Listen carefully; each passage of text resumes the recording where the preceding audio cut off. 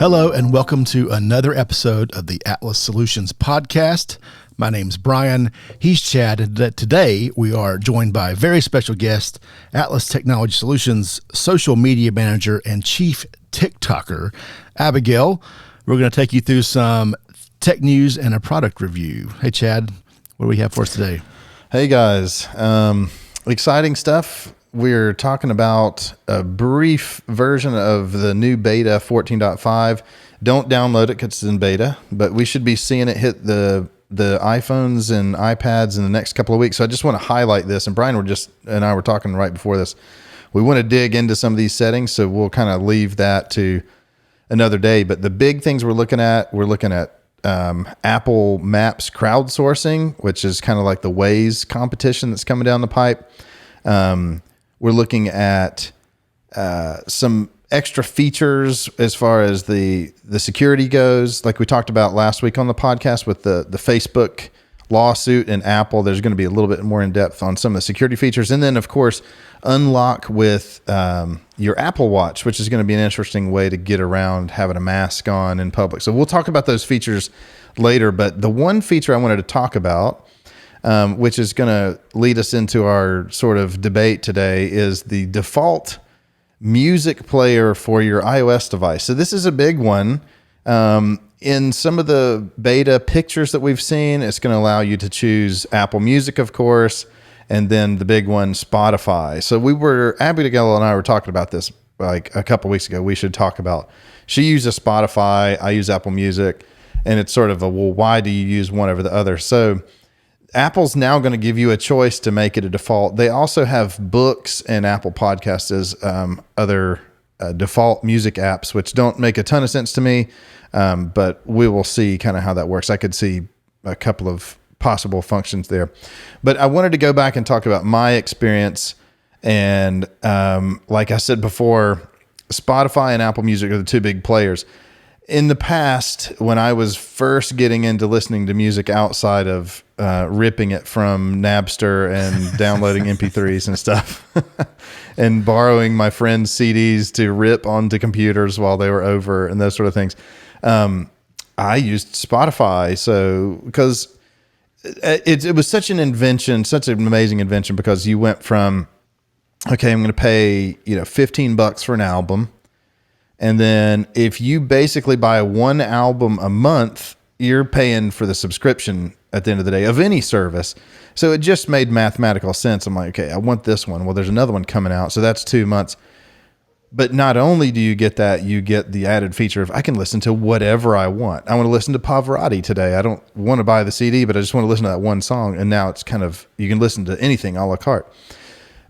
So Abigail, you chose Spotify. Yeah. Why pick Spotify? Let's hear this backstory on this. Well, I mean, I've always used Spotify. Ever since I was little. I had an iPod Nano when I was like 10, which I'm assuming was Apple integration at the time. But the second that I got my iPod Touch when I was like 13, downloaded Spotify.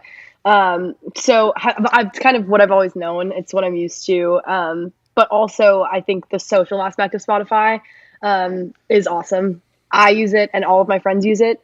So I can see their playlists and they can see mine, and we can share playlists and collaborate on playlists, which is really cool. Like we took a road trip a couple weeks ago to the mountains, and someone just sent a link and we all got to put the songs we wanted to listen to in the car, which was just really cool.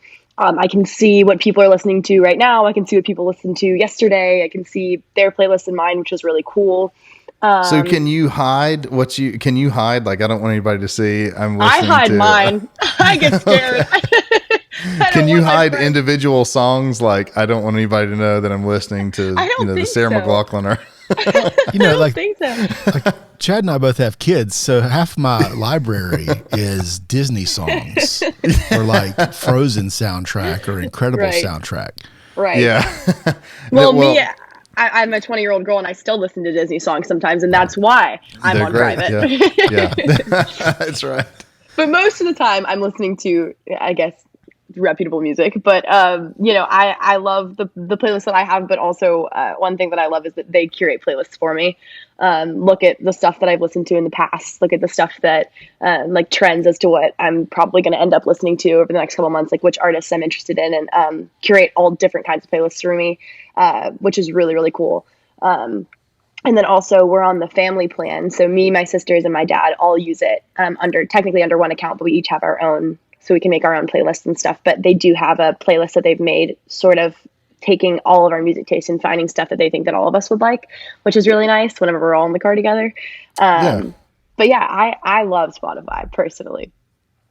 Well, to defend Apple Music a little bit, it is ecosystem for me. That was originally why...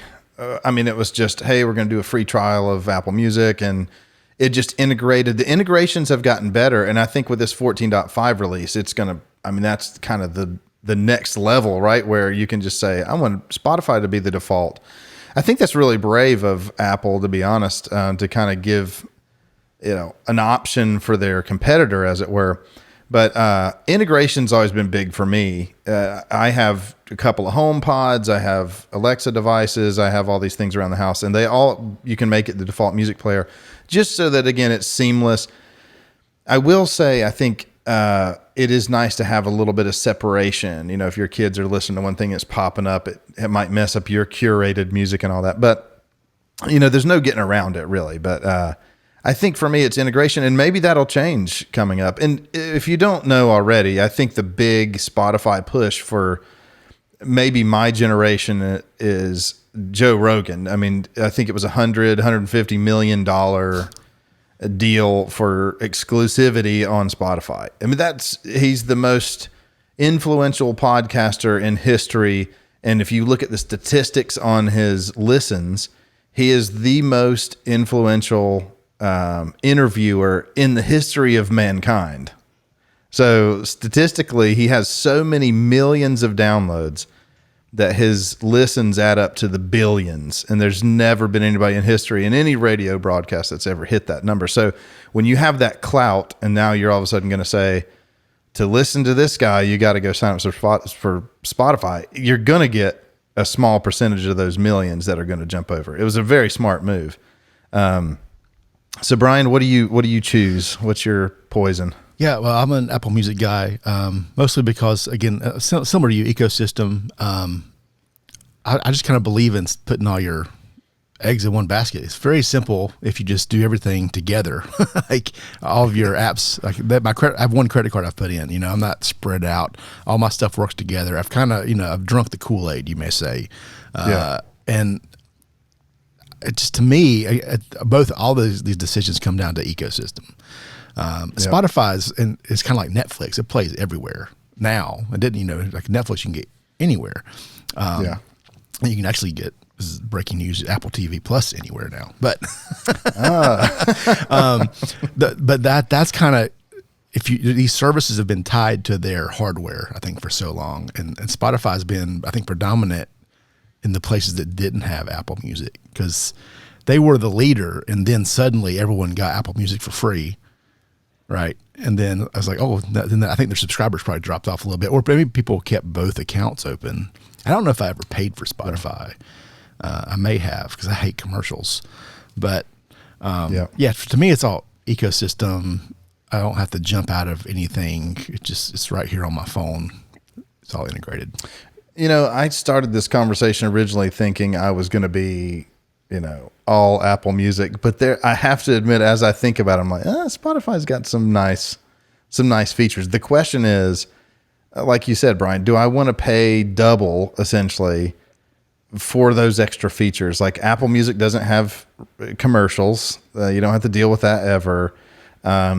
I do like the curated music from Spotify a little bit better. Mine hasn't been great, and I don't know if it's just I have poor taste in what I'm listening to or what, but it does. I feel like I've done more discovery on Spotify because I'll open it on my desktop. You can still basically listen to it for free on your desktop to listen to Joe Rogan or whatever. And some of the curated playlists are really good for me. Like for discovery, I'm like, I actually like this band I've never heard of.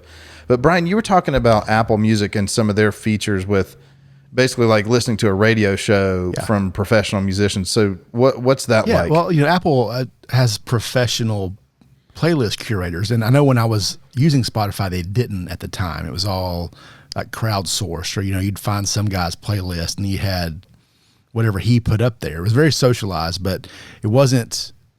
This is Apple calls it the A list, and there's like A list alternative, there's A list metal, there's A list blues, there's A list, you name the genre, and someone goes through and just picks what they think are, I guess, good or relevant songs from a genre or from a decade or from anything like that. And there's two things I like. So I really like that for discovery. There's a couple playlists that I really listen to all the time, especially if I'm working and I'm listening to music. There's a handful that I listen to constantly, and they're always fresh. Like every few weeks, there's a new song thrown in there.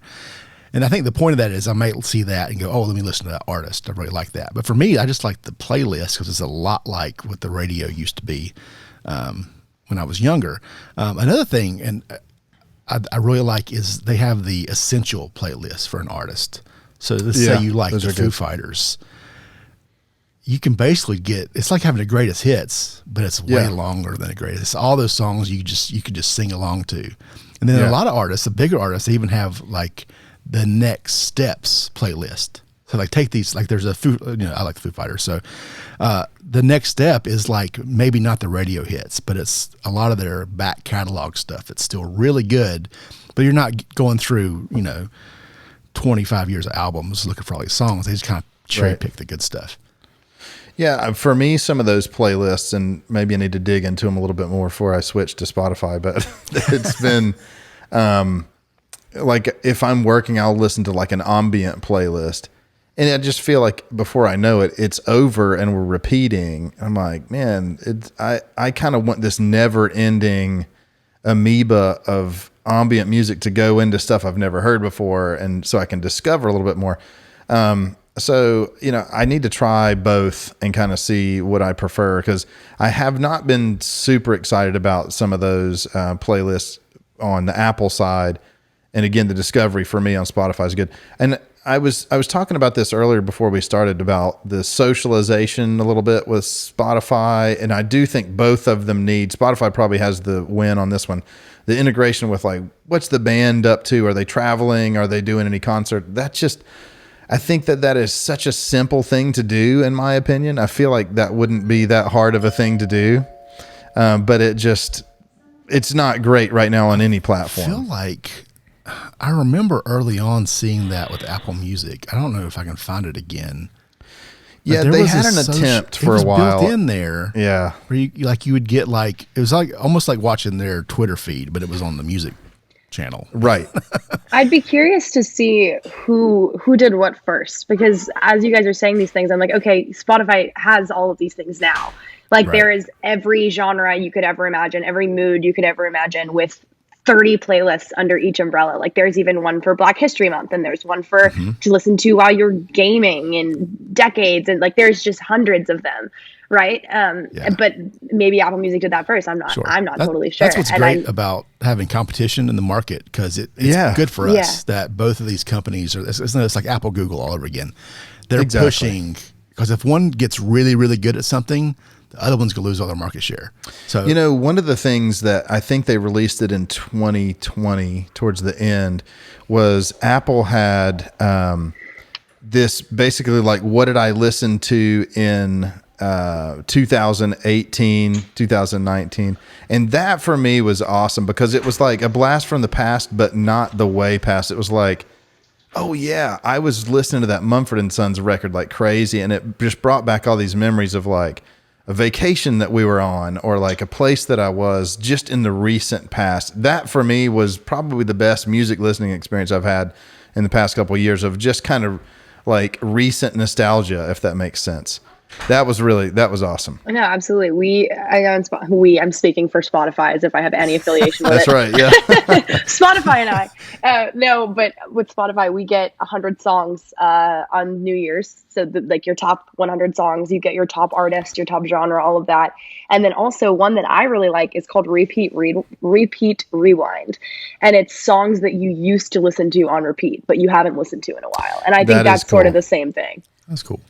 Yeah, because I mean, I've always thought if I was the only person that does this, but I will obsess over a song or sometimes an album, and I will just put it on repeat and I will listen to it for hours sometimes. And I just get like in a work mood or like, high energy mood or running or something, and I'm just like, I'm going to listen to that same song over and over and over again. So that does sound pretty interesting. Awesome. Well, hey, thanks for joining us, guys. We'll be back later to talk about some more of these iOS 14.5 features when they come out. So stay tuned. If you have not already, subscribe to all of our social media channels, TikTok especially. You'll see Abigail's TikToks up there. And mine too. I embarrassingly try once in a while to do this. So yeah, we hope you enjoyed it. We'd love to hear your comments. What do you listen to? Spotify, Apple Music, another one? Is there something else out there that you listen to? SoundCloud, whatever. What's your poison? And tell us about it. So thank you guys, and we'll see you next time. Bye, guys.